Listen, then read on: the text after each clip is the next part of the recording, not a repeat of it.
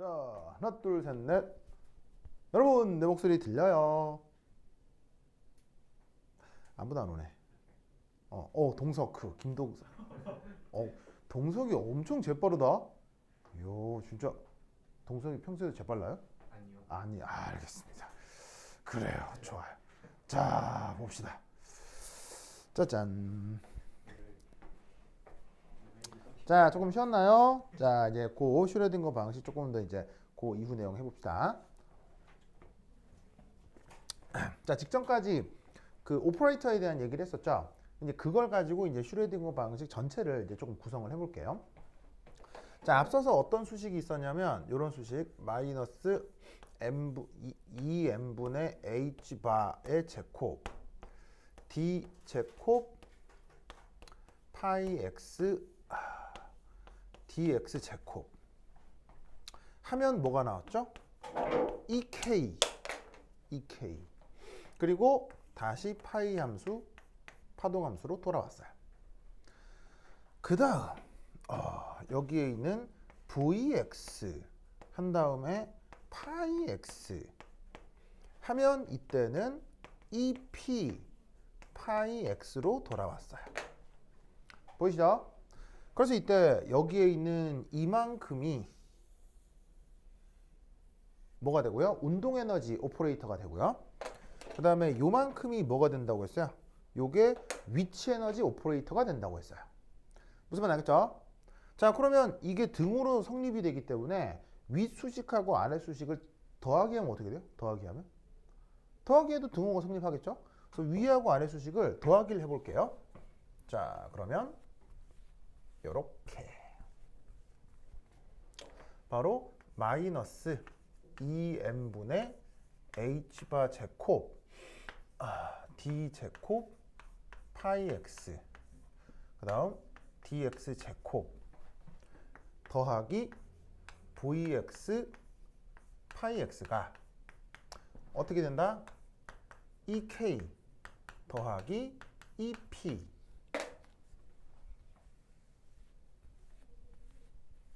한 다음 다시 파이 x로 돌아온다 라고 볼 수 있는 거죠.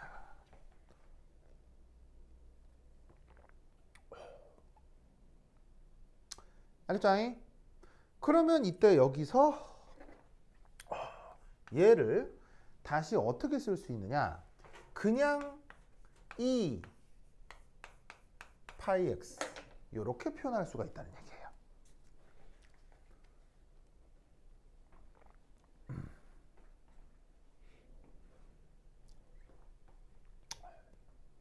알겠죠? 그러면 이때 잘 봐요. EK는 뭐고 EP는 뭐예요? 운동에너지, 위치에너지잖아요. 그러면 이게 무슨 에너지임? 그러면 얘는 무슨 에너지겠어요? 운동에너지, 위치에너지 더하면 얘는 무슨 에너지겠어요? 바로 역학적 에너지다.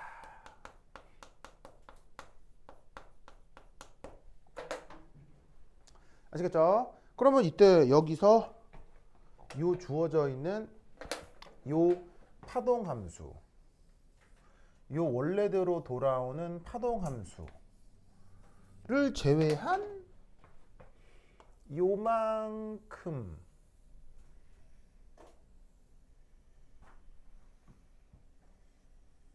자, 이만큼을 뭐라고 생각할 수 있겠어요? 어떤 연산자라고 생각할 수 있겠죠? 그래서 이 경우 마이너스 2n분의 h바 제곱 d 제곱 dx 제곱 한 다음에 vx를 h라고 쓴 거예요. 라고 하고 그 이름을 뭐라고 부르느냐? 해밀토니안 오퍼레이터라고 합니다.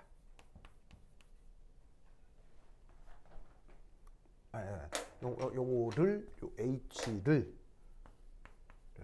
해밀토니안 오퍼레이터라고 하고 의미는 뭡니까? 바로 역학적 에너지.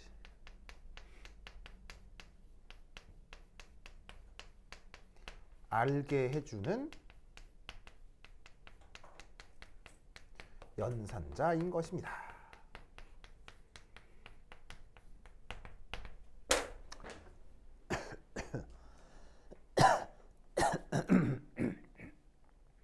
알겠죠? 알겠죠? 이렇게 만들어진 최종적인 요 방정식, 알겠죠? 요런 타입의 미분 방정식을 그걸 슈레딩거 방정식이라고 하는 거예요. 아시겠죠?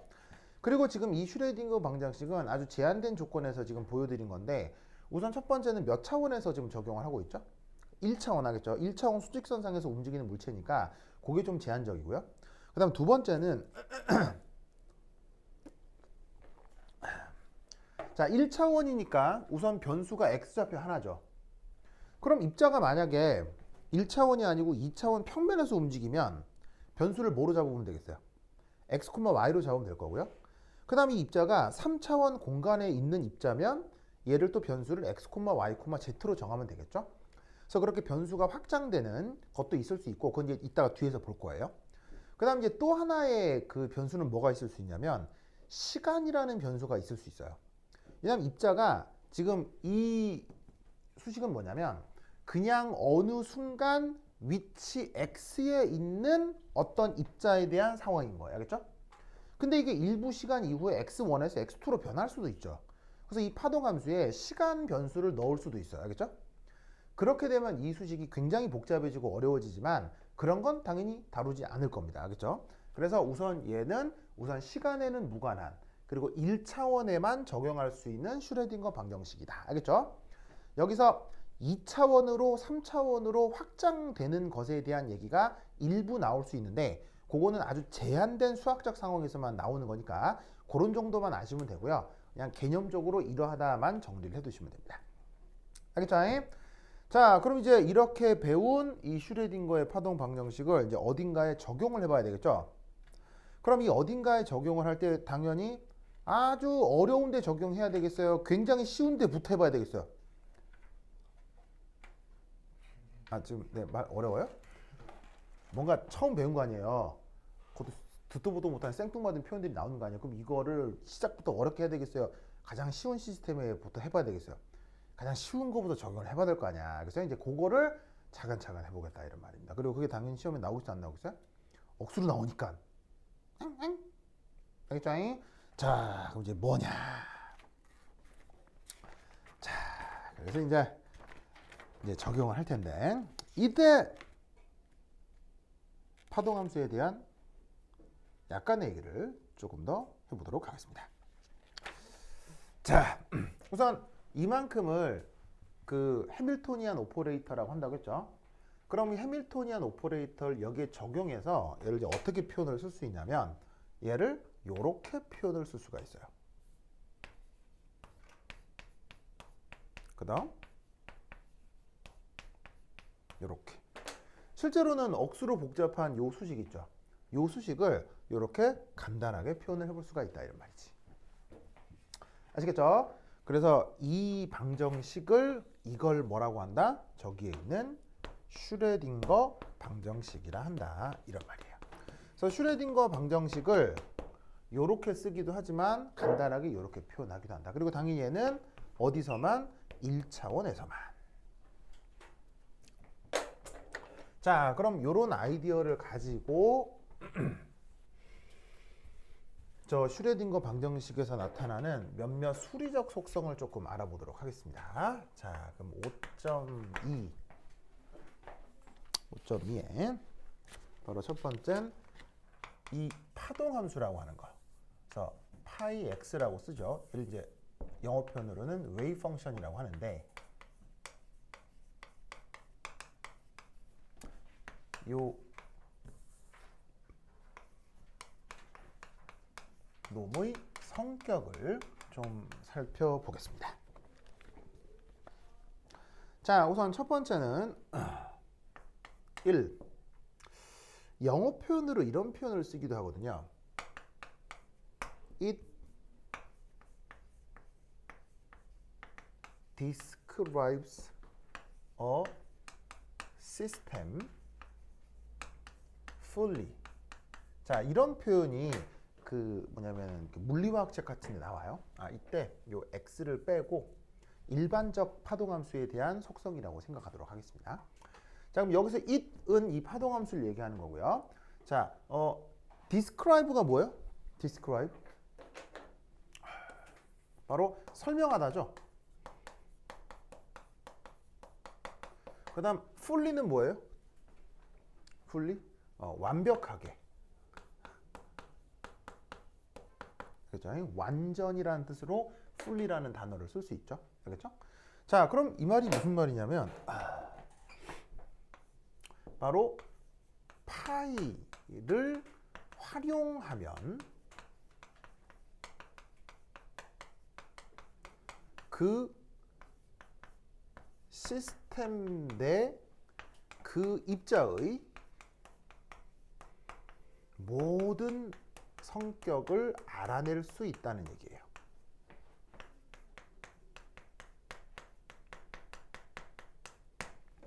그러면 그 입자의 성격이라고 하는 게 뭐겠어요? 그 입자가 지금 어느 위치에 있으며 뭐 운동량이 얼마며 운동량 중에서도 뭐 각운동량이 얼마며 그다음에 운동 에너지가 얼마며 위치 에너지가 얼마며 아시겠죠? 이런 모든 물리적 정보를 알아낼 때 이 파동함수를 사용할 수 있다는 얘기예요. 무슨 말 알겠죠? 그런데 이때 중요한 건 이 파동함수 파이에 그 물리적 정보가 바로 드러나지가 않아요. 바로 드러나지가 않고 인간은 알아볼 수 없는 형태의 굉장히 복잡한 수식 형태로 표현이 되거든요. 그러면 걔를 인간이 알아볼 수 있는 어떤 표현으로 바꿔줘야 되겠죠. 그때 여기서 활용이라는 표현을 쓴 거예요. 그럼 이 파동함수를 활용한다라고 해서 이 활용은 뭐 사회적 활용이겠어요? 뭐 정치적 활용이겠어요? 무슨 활용이겠어요? 바로 수리적 활용인 거예요. 그렇죠? 수학적으로 저 파동함수를 어떻게 하면 그 시스템 그 입자의 성격이 나온다 이런 얘기야. 그럼 이 수학적 활용이 어떻게 되느냐? 그걸 이제 차근차근 살펴보자 이런 말이지. 무슨 말 알겠죠? 그렇죠? 우선 파동함수가 그 입자의 모든 성격을 다 가지고 있다라고 우선 생각을 하시고요. 그 다음 두 번째 파동함수의 또 중요한 성격은 요게 되겠습니다.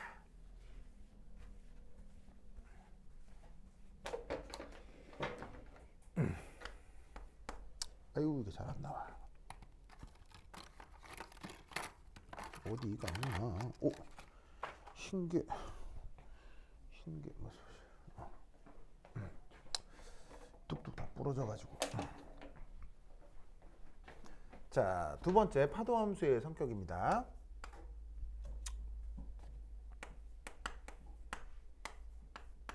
자, 두 번째 또 중요한 건 바로 이거네요. 바로 파동함수 파이는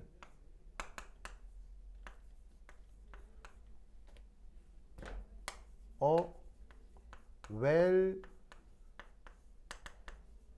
defined function입니다.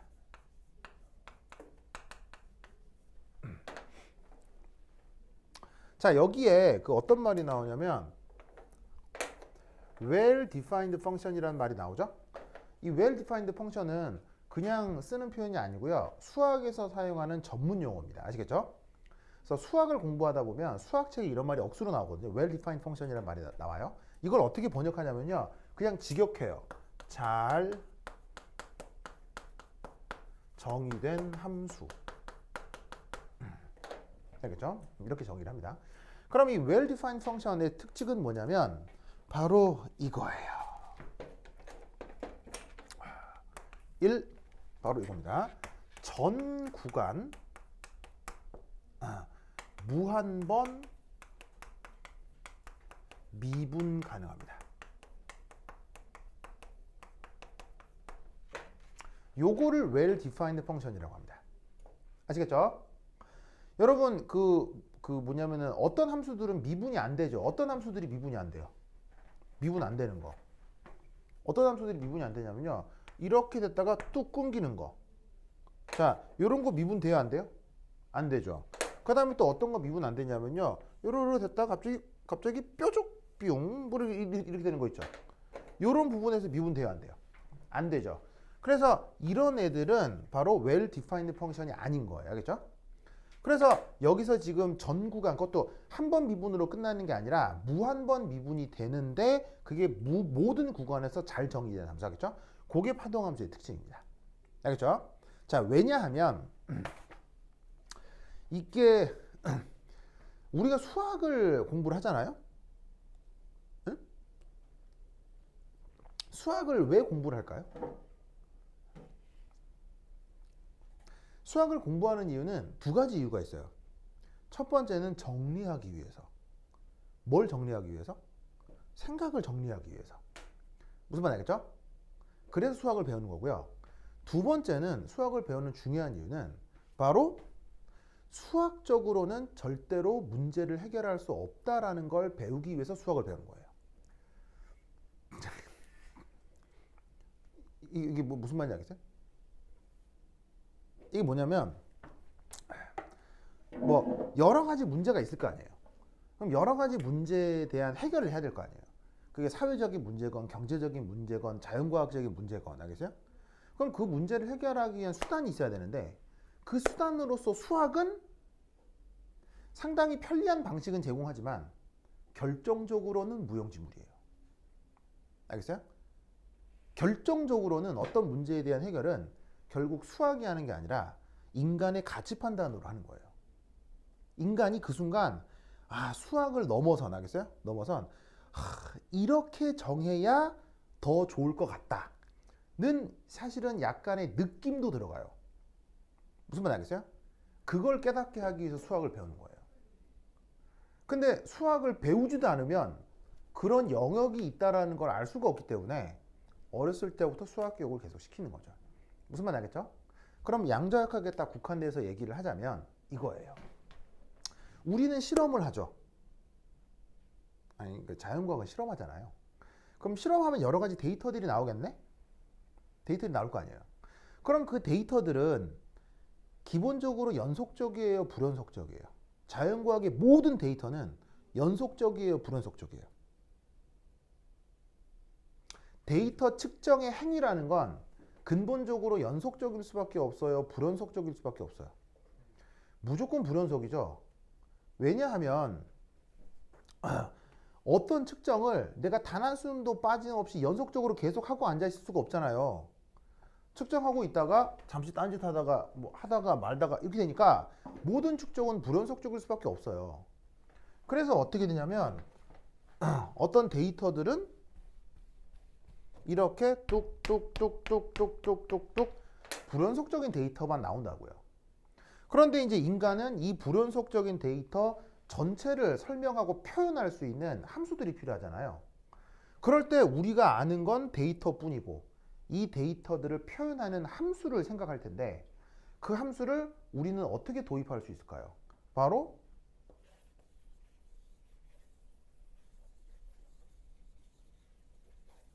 짠! 자, 이래도 이런 함수여도요. 요 데이터, 요 데이터, 요 데이터, 요 데이터, 요 데이터 표현할 수 있죠.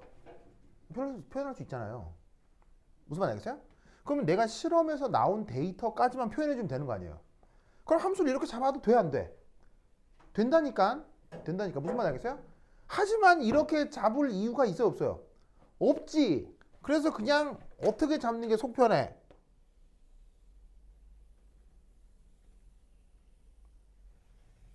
무슨 말 알겠죠? 이렇게 함수를 잡는 거예요.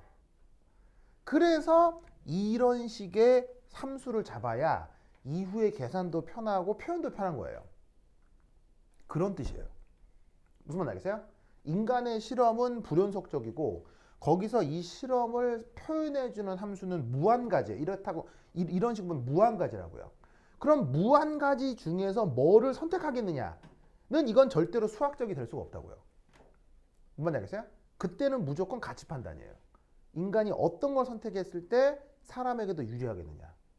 그때 수학자들은 이걸 선택한다는 얘기예요. 무슨 말인지 알겠죠? 알겠죠? 그래서 파동함수는 항상 이런 성격을 갖는다. 그럼 당연히 전 구간 미분 가능한 거니까 파동함수 자체가 연속함수라는 얘기했어요? 불연속함수라는 얘기했어요? 무조건 연속이어야 되지, 알겠어요? 불연속이면 어떻게 미분이 돼? 알겠죠? 알겠죠? 그래서 이게 바로 첫 번째 well-defined function이다. 요거를 꼭 기억해 두셔야 됩니다. 알겠죠? 자, 그 다음 두 번째.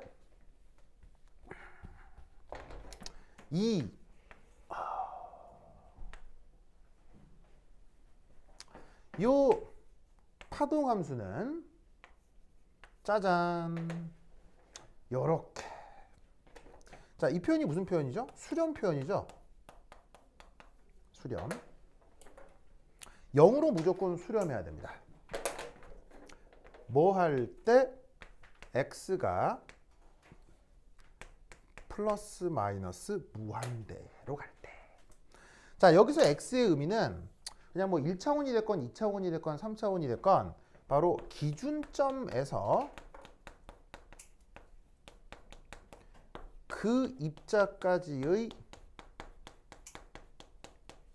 거리, 그걸 이제 x라고 하겠습니다. 그러니까 뭐냐면 어떤 그 입자에 대해서 그 녀석이 이제 위치적 어떤 관점을 생각을 하는 건데, 기준점에서 멀리 있던, 그럼 이 플러스 마이너스 무한대니까 이건 사실은 이건 내가 기준으로 하는 곳에서 알 수도 없이 무한히 멀어지는 상황을 뜻하는 거죠. 그럴 때 파동함수는 항상 0으로 수렴하는 성격을 가져야 돼요. 알겠죠? 그럼 이건 왜 그러냐? 왜 그래야 되느냐는 지금 당장 얘기는 할 수 없고요. 조금 있다가 이제 곧 본 인터프리테이션이라고 하는 컨셉이 있어요. 본 해석이라는 개념이 있는데 그것 때문에 나타나는 성격이에요. 알겠죠? 그래서 여하튼 수학적으로 파동함수는 이런 성격을 가져야 됩니다. 무한번 미분 가능하고, 그 다음에 이 파동함수가 x가 무한히 멀어질수록 파이는 0으로 수렴해야 돼요. 아시겠죠? 이런 성격을 갖게 된다. 자, 그렇다면 이제 여기서 또 하나 재밌는 게 바로 이게 되겠습니다. 여기 줄게요.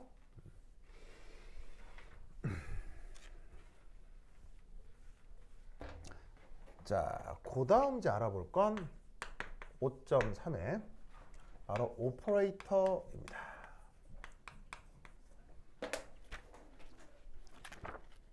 오퍼레이터.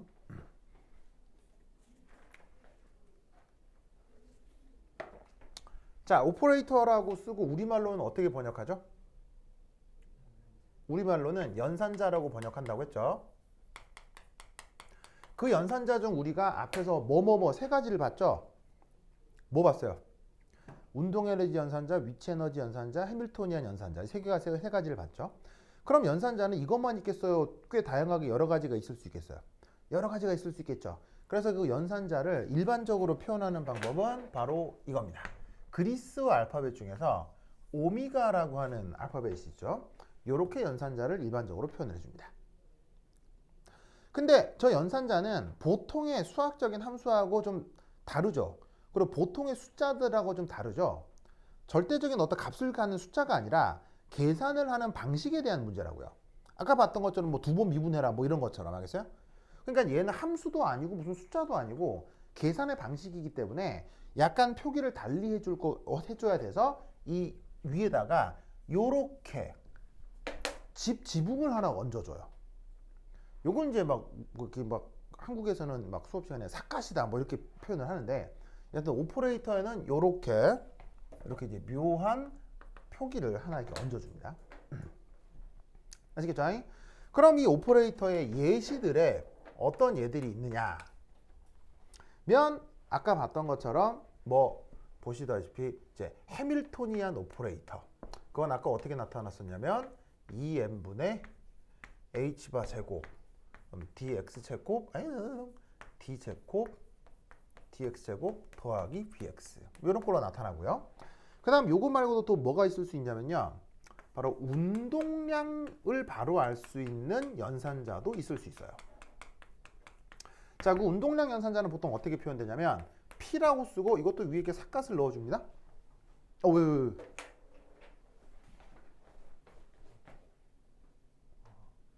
갑자기 물음표 갑자기 떴어요? 네? 아, 그래요? 여러분 목소리 잘 들려요?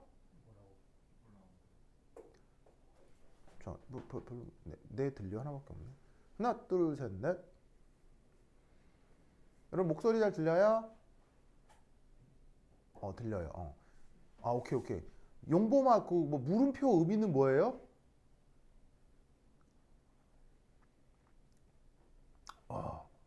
이게 또 녹화를 뭐야? 그러니까 스트리밍이 돼서 잘 돼. 용범 물음표의 의미는 뭐예요? 잘 들리는. 고양이가 첫. 네, 알겠습니다. 네, 그런 뜻이. 네. 아니, 나 또 이게 방송 송출에 문제가 있는 줄 알고. 그래요, 고마워요. 네, 알겠습니다. 네, 저 알겠습니다. 그렇구나. 용범이 고양이 키우는구나. 알겠습니다. 용범이가 고양이하고 어울리나요? 그런가요? 네, 알겠습니다. 네. 하여튼 그러다. 오케이, 됐다. 네, 참네, 좋네요. 네. 고양이? 우리 집에도 고양이를 들였거든요. 고양이 들인 지가 몇 달 되네요. 네, 고양이 들였는데 그 김선호하고 나는 애완동물에 대한 욕구가 전혀 없었어요. 왜냐하면 똥 치워야 되지, 막 집안 어질리지 전혀 없었는데 집안의 정가원이 너무 애완동물에 대한 얘기를 하는 거예요. 그리고 실제로 그 애들이 그래서 너무 애완동물을 좋아해서 그래서 가은이 같은 경우는 막 왜 고양이 카페 이런 데 있잖아요. 그런데 막 가서 막 고양이랑 놀기도 하고. 근데 이 우리 집 애들은 그 고양이를 대하는 자세가 이게 좀 이게 되게 정성스럽더라고요. 그래서 이제 그거에 감동을 해가지고 김선환하고 내가 그래 고양이를 들이자 해서 들인 지 몇 달째 돼요. 그래서 이제 잘 살고 있거든요. 잘 살고 있는데 고양이라고 하는 게 굉장히 좀 독특한 특징을 가지고 있어요. 독특한 특징. 네. 그래서 그 고양이라고 하는 것에 대한 속성에 대한 얘기를 조금 해드릴게요. 왜?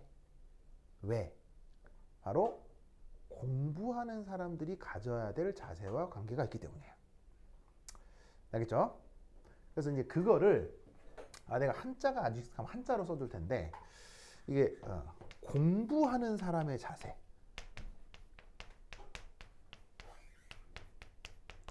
여기 이제 어디 뭐 대단한 문헌에 나오는 건 아니고요. 우리나라의 아주 유명한 역사학자 중에 한 분이 이런 얘기를 어디서 수필 같은 데서 슬쩍 하셨어요.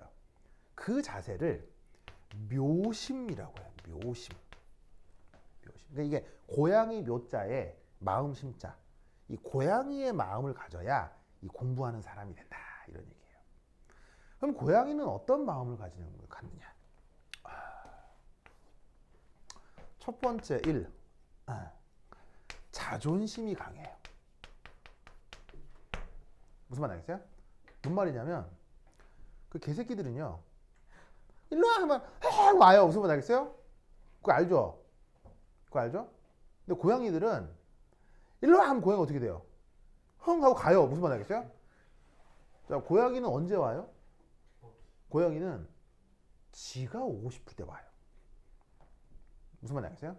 그러니까 강아지는 사람이 부르면 오거든요. 그러니까 강아지는 남의 욕구에 순응을 하는 거예요. 근데 고양이는요 남의 욕구하고 관계없는 삶을 살아요. 무슨 말 알겠어요? 그렇다고 고양이가 바보라서 그러냐? 아니에요. 고양이의 지능은 상당히 높습니다. 그런데도 왜 사람 말을 안 듣느냐? 이것 때문이에요. 무슨 뜻인지 알겠어요? 자존심이 높다. 즉 여러분들이 앞으로 공부를 계속 해야 된다는 얘기는 스스로 하는 공부에 자부심을 가지고 무슨 말인지 알겠어요? 자긍심이 높은 심리적 상태를 유지하라 이런 얘기예요. 무슨 말 알겠죠? 여러분들이 공부의 길로 만약에 간다고 했을 때 그게 여러분들의 성공과 직접 연결이 안 될 가능성이 매우 큽니다. 여러분 공부 잘한다고 성공할 것 같아요? 아무런 관계 없어요. 요즘 밥만 잘 처먹어도 돈 많이 벌거든요. 알죠? 뭔 말하는지 알죠? 네. 공부 잘한다고 그게 사회적 성공으로 절대 연결되지 않아요. 알겠죠? 물론 그런 사람도 있지만 대부분 그렇지 않아요. 그럼 이제 나는 공부를 열심히 하고 정말 남들은 모르는 수준 높은 공부를 하지만 사회적으로 성공하지 못했을 수도 있잖아요. 그럴 때 자괴감 갖지 말란 얘기예요. 여러분들은 그 행위하는 것 자체로 이미 아주 고귀한 어떤 사람이 되어가고 있는 거예요. 무슨 뜻인지 알겠죠? 그러니까 사회적 요구에 나의 어떤 행동을 굳이 맞추어 갈 필요는 없다는 얘기죠. 공부를 하는 사람이라면. 사업하는 사람은 세상에 맞춰가야 돼요. 알겠어요? 사업하는 사람은. 근데 내가 공부하는 사람이라면 그거에 큰 의미를 둘 필요는 없다는 얘기예요. 무슨 말 알겠죠? 그리고 두 번째. 고양이는 홀로 있음을 두려워하지 않습니다. 이게 무슨 말인지 알겠어요? 개새끼들은 집에 혼자 두면 어떻게 되죠? 정신병 걸려서 일찍 죽죠? 어? 개들은 혼자 두면요 정신병 걸려서 일찍 죽어요. 근데 고양이들은요 혼자 둬도 돼요, 안 돼요?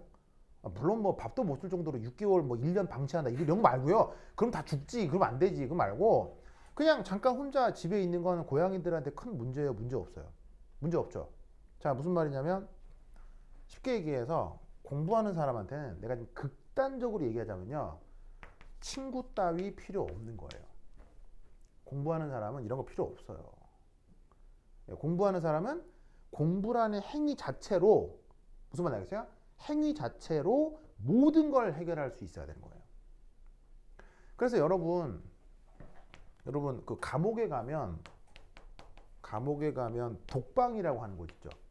그래서 여러분 감옥에서 사고 치면 가장 큰 형벌이 뭐예요? 감옥에서 인간에게 줄 수 있는 가장 큰 형벌 바로 독방에 가두는 거예요. 그래서 아무도 없는 곳에 죄수를요 한 일주일만 혼자 격리시켜도요 그 사람은 순한 양이 돼요. 왜냐하면 독방에 혼자 갇히게 되면요 거기서 이 정신분열이 일어나면서 사람의 정신과 혼이 빠져요. 그런데 여러분 혹시 이 사람 알아요? 성철 스님이라고 알아요? 우리나라의 위대한 선종의 승려인데 이 사람이 이제 만약 여러분 종교가 달라도 이 사람 이렇게 종교 얘기를 하자는 게 아니고 이분의 위대한 어떤 그 훈련 방법 중에 뭐가 있었냐면요. 9년 참선 기록이 있어요. 9년. 이게 무슨 말인지 알겠어요? 혼자 산에 굴에 들어가서 9년 동안 아무도 만나지 않고 거기서 불교를 수련했던 사람이에요. 9년. 그럼 생각해봐. 독방에 인간을 9년 가둬두면 어떻게 돼? 미쳐요. 그런데 이분은 9년 동안 혼자 공부한 거예요. 그리고 이 사람은 득도했다라고 주변에서 평을 얻어요. 무슨 말인지 알겠어요? 이 차이를 알겠어요? 이 사람은 공부하는 사람이 아니고요. 이 사람은 공부하는 사람인 거예요. 공부하는 사람은 그 공부 자체로 모든 것을 이룰 수 있기 때문에 주변에 뭐가 있건 없건 전혀 상관이 없는 거예요. 무슨 뜻인지 아시겠죠? 그래서 여러분들이 스스로 공부를 막 해나갈 때 내가 이런 고양이의 마음이 있느냐 없느냐 알겠어요? 이런 생각을 한번 해보라고요. 그럼 여러분들이 나는 진짜 이런 마음이 있는 것 같다. 그러면 이쪽으로 가는 거예요. 근데 아무리 생각해도 지금 내가 하는 공부는 엄마가 괴롭혀서 아니면 성적 때문에 혹은 좋은 대학을 가려고 하는 것 같다고 하면 여러분들은 공부하는 쪽으로 가서는 안 돼요. 지금 이제 학창 시절은 어쩔 수 없이 성적을 얻어야 되니까 하겠지만 나중에 대학을 갔을 때 여러분들은 공부가 아닌 쪽으로 가셔야 돼요. 이런 마음이 없다면 여러분들은 다른 쪽으로 가야 돼요. 예를 들면 뭐 정치를 한다거나 아니면은 사업을 한다거나 무슨 말인지 알겠어요? 아니면 아트를 한다거나 아니면 뭐 연예인이 돼도 좋고요. 무슨 말인지 알겠죠? 그쪽으로 가야지 내가 이런 마음이 있는 사람만 공부하는 길로 가는 거예요. 아시겠죠? 그렇죠? 굉장히 중요하다. 굉장히 중요한 얘기를 했다. 알겠죠? 주영이는 이런 마음이 있는 것 같아요? 스스로? 주영이는 이런 마음이 있는 것 같아요? 모르겠어요? 있는 것 같아요? 없는 것 같아요? 모르겠어요? 모를 수 있어요. 나는 이런 마음이 있거든요.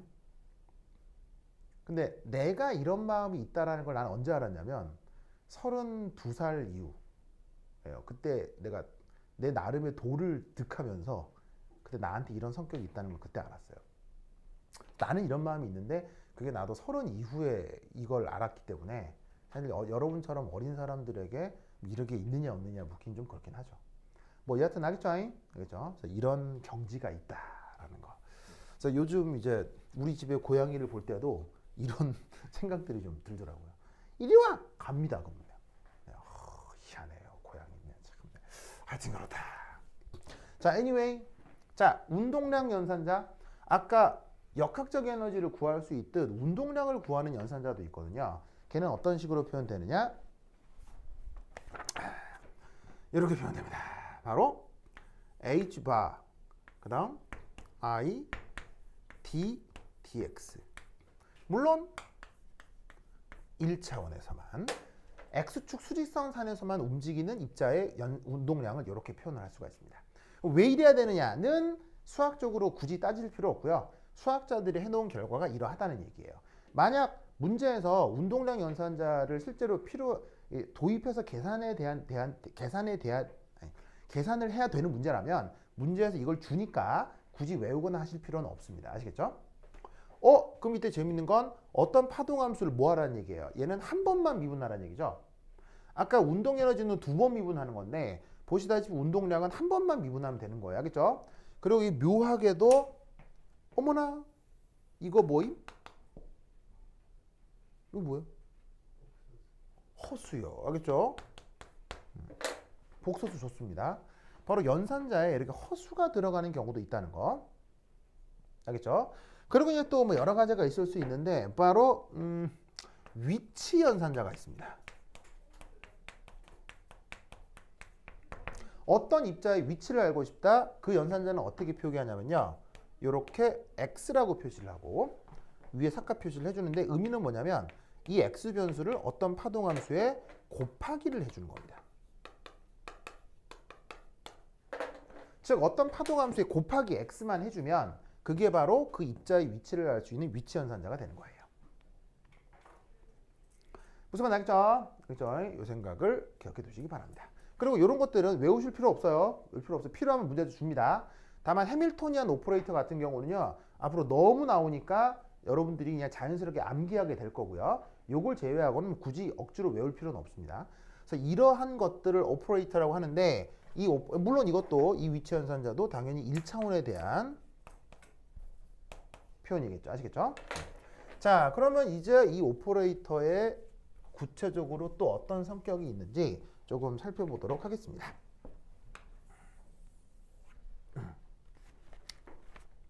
자, 우선 첫 번째 1.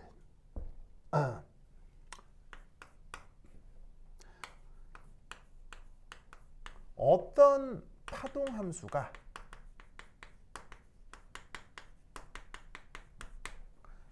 어떤 연산자의 이게 어떻게 번역이 안 돼가지고요. 그대로 쓰면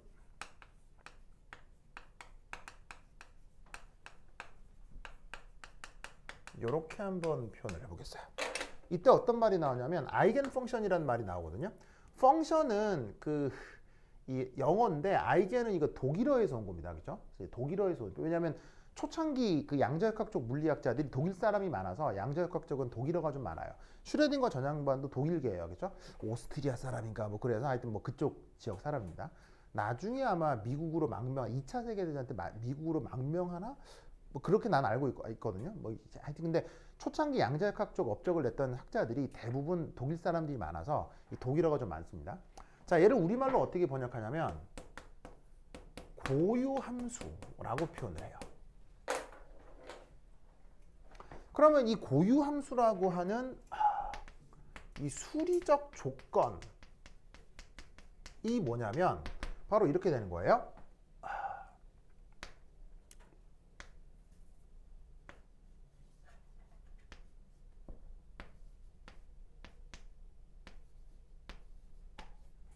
요렇게 이런 표현에서 이 파동함수가 고유함수다, 아이겐 펑션이다 라고 얘기를 하는 거예요. 이때 반드시 기억하실 건 어떤 오퍼레이터에 대해서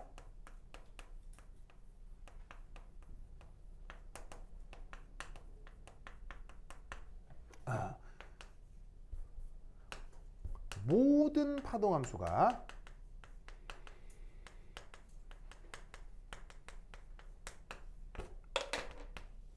아이겐 펑션이 될 수는 없습니다.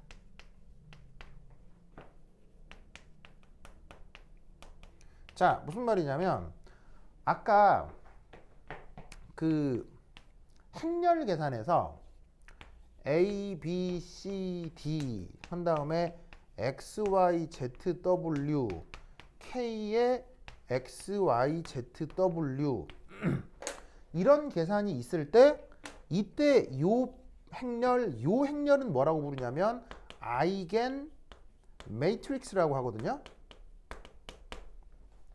무슨 말 알겠죠? 요거는 고유 함수, 이건 고유 행렬이 되는 거예요. 알겠죠? 근데 여러분 계산해보면 이런 식의 행렬 문제 풀어보면 알겠지만 어떤 행렬 A, B, C, D에 대해서 모든 행렬이 다 이 수식을 만족하나요? 아니잖아요. 그게 아니라 어떤 행렬 A, B, C, D에 대해서 이런 관계를 만족하는 특별한 몇 개의 행렬들이 있고 그 특별한 몇 개가 있으니까 이걸 구하라는 문제가 나오는 거지. 무슨 말인지 알겠어요? 모든 행렬이 이 수식을 다 만족하면 일반적으로 이걸 구해보라 이런 걸 낼 이유가 없는 거지. 무슨 말인지 알겠어요? 그러니까 어떤 초반에 주어진 함수 이게 이제 일종의 연산자 역할을 하는 거죠. 이게 있으면 그것에 대해 이 등호를 만족시켜주는 이 고유 행렬이라고 하는 건 특정하게 정해져 있는 거라고요. 무슨 말인지 알겠어요? 이 아이겐 매트릭스는 저 A, B, C, D에 따라 특정하게 정해지는 거죠. 이거를 정석 같은 수학책에 억수로 많은 연습 문제들로 만날 수가 있는 거예요. 그럼 마찬가지로 이런 연산 방식에 대해 모든 파동함수가 항상 이런 식의 수학적 관계를 만족하느냐? 아니란 얘기예요. 만족하는 애가 있고 만족 안 하는 애가 있는데 만족하는 그 함수를 아이겐 펑션이라고 한다는 얘기예요. 무슨 말 알겠죠? 알겠죠? 그러면 두 번째 이 경우 상수 오미가 저게 W가 아니고요 오미가예요. 이게 그리스어 알파벳이죠. 이게 W를 쓴 게 아니고 그리스어 알파벳 오미가 대문자 오미가 소문자 아시겠죠? 그래서 이때 얘가 어떤 상수인데 이 경우 상수 W를 뭐라고 부르냐면 이게 좀 영어 표현으로 묘한데 value of observable value of observable 이라고 합니다. 좀 이상한 표현을 쓰는데 이 value of observable 다른 말로 얘기하면 측정치요. 측정치. 그래서 측정치를 양자역학적 표현으로 value of observable이라고 합니다. 자, 뭔 말이냐면 어떤 파동함수가 있는데 그 파동함수가 만약에 이 연산자에 대한 아이겐 펑션이다. 그러면 이 연산자가 만약에 뭐 위치를 뭐 알아낼 수 있는 연산자라고 하자. 그럼 위치 연산자의 그 파동함수가 하필 아이겐 펑션이면 그때 딱 나오는 상수가 그 입자의 위치가 된다 이런 얘기예요. 알겠죠? 그리고 이게 얘가 만약에 뭐 에너지 연산자인데 그게 하필 아이겐 펑션이면 이때 나온 상수가 바로 에너지가 된다는 얘기예요. 측정된 에너지가 된다는 얘기예요. 무슨 뜻인지 아시겠죠? 그래서 이 오퍼레이터가 요렇게 정의가 되고 그 다음에 양자역학에선 요런 연산이 있다는 걸 꼭 기억해 두시기 바랍니다. 자, 그러면 앞서 얘기했듯이 모든 파동함수가 어떤 특정 오퍼레이터에 대해서 아이겐 펑션이 될 수는 없다고 했죠. 그렇다면 아이겐 펑션이 안 되는 함수와 특정 오퍼레이터를 연산해야 될 때도 있을 거 아니에요. 무슨 말 알겠어요? 그럴 때는 그 연산을 어떻게 해야 하며 그리고 그 연산의 결과가 무엇과 같다라고 생각을 해야 되느냐라는 거예요. 무슨 말 알겠죠? 그러면 그게 어떤 의미냐? 부터 조금 쉬었다 보도록 하겠습니다. 오케이, 됐다. 화장실 갔다 오세요.